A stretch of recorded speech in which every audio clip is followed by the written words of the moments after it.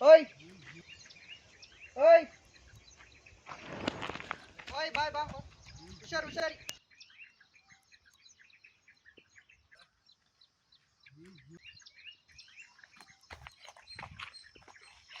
ಕೈಲಿ ಹಣ್ಣು ಇಟ್ಕೊಂಡು ಹಾಗೆ ಹೋಗೋದಾ ಅಂತ. ಹಣ್ಣು ತಾನೇ ತಗೊಳ್ಳಿ. ಉಪ್ಕಾರವ ಅಂತ ಆಗಿದ್ರೆ ಬೇಡ. ಹಾಗೇನಿಲ್ಲ ತಗೊಳ್ಳಿ. ಹಣ್ಣು ಇಸ್ಕೊಂತೀನಿ ಆದರೆ ತಿನ್ನೋ ತನಕ ಇಲ್ಲೇ ಇರ್ಬೇಕು. ಸರಿ ಆಯಿತು. ದೇವನಗಿರಿ. ಎಂತಕ್ಕೆ ಹೋಗ್ತಾ ಇರೋದು? ನಮ್ಮದು ಇಲ್ಲೇ ಪಕ್ಕದೂರು. ಆ ಊರಲ್ಲಿರೋರೆಲ್ಲ ನಾಟಕದವರೇ. ಅಲ್ಲಿ ಪ್ರತಿ ವರ್ಷ 3ರಿಂದ 4 ನಾಟಕ ನಡೆಯುತ್ತೆ. ಯಾಕೆ ಮಾಡ್ತಾ ಇದ್ದಾರೆ, ಏನಕ್ಕೆ ನಡೀತಾ ಇದೆ ಅಂತ ಯಾರಿಗೂ ಗೊತ್ತಿಲ್ಲ. ಅಂತ ತಿಳ್ಕೊಳಕ್ಕೆ ಹೋಗ್ತಾ ಇದ್ದೇನೆ. ಒಬ್ಬನೇ ಹೋಗ್ತಾ ಇದ್ದೇನೆ ಒಂದೇ ಯಾರಿಲ್ಲ. ಯಾರೂ ಇಲ್ಲ, ನಾನೊಬ್ಬನೇ. ಎರಡೂ ಬಿಟ್ಟು ಒಬ್ಬನೇ ಹೋಗ್ತಾ ಇದೆಯಾ, ಸರಿನಾ? ದಾರಿನೇ ಒಂದು ಮಾಡುತ್ತೆ ನಮ್ಮನ್ನು, ಮತ್ತು ದಾರಿನೇ ಬೇರೆ ಮಾಡುತ್ತೆ. ಆದರೆ ನಮ್ಮ ಕೈಯಲ್ಲೇನಿಲ್ಲ. ನಾಟಕ ಮಾಡೋದು ನಿನಗೆ ಇಷ್ಟ ಇಲ್ವಾ? ಹಂಗೇನಿಲ್ಲ, ಚಿಕ್ಕ ವಯಸ್ಸಿಂದ ಮಾಡ್ಕೊಂಬಂದಿರೋದೆ. ಆದರೆ ಯಾಕೆ ಮಾಡ್ತಾಯಿದ್ದೀವಿ ಅಂತ ಒಂದು ಉತ್ತರ ಬೇಕಲ್ಲ.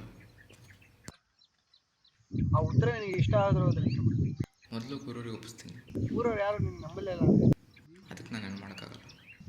ಈ ಊರಲ್ಲೆಲ್ಲ ನಾಟಕ ಮಾಡ್ತಿದ್ದೆ, ಅಲ್ಲೋಗಿ ಎಂತ ಮಾಡ್ತೀಯ? ಆ ಊರಲ್ಲಿ ನಾನು ಸೆಟ್ಲಾಗಿ ಹೋಗ್ತಾ ಇಲ್ಲ. ಕೆಲವೊಂದು ಪ್ರಶ್ನೆಗೆ ಉತ್ತರ ಹುಡ್ಕಕ್ಕೆ ಹೋಗ್ತಾ ಇದ್ದೀನಿ. ಬೇಕಿದ್ರೆ ಮತ್ತೆ ಅದೇ ಜೀವನ ಶುರು ಮಾಡ್ತೀನಿ ಮತ್ತೆ ಬಂದಮೇಲೆ. ಇರೋ 4 ದಿವಸದಲ್ಲಿ ಎಷ್ಟು ಅಂತ ತಿಳ್ಕೊಂತೀಯ? ತಿಳ್ಕೊಂಡ್ರೆ ಒಂದು ದಿವಸ ಸಾಯಲೇಬೇಕಾಗುತ್ತೆ. ಇರೋ 4 ದಿವಸ ಜೀವನದಲ್ಲಿ ನಾನೆಷ್ಟು ತಿಳ್ಕೊಳಕ್ಕಾಗುತ್ತೋ ಅಷ್ಟು ತಿಳ್ಕೊತೀನಿ. ಅದನ್ನು ಬೇರೆಯವ್ರಿಗೂ ತಿಳಿಸ್ತೀನಿ, ಅಷ್ಟೇ ಸಾಕಲ್ಲ. ನೀನು ಇಷ್ಟೆಲ್ಲ ತಿಳ್ಕೊಂಡು ಜನ ನೀನು ಯಾರು ನಂಬದೇ ಹೋದರೆ ನಿನ್ನ ಅಸ್ತಿತ್ವ ಆಳದಂಗಲ್ವಾ?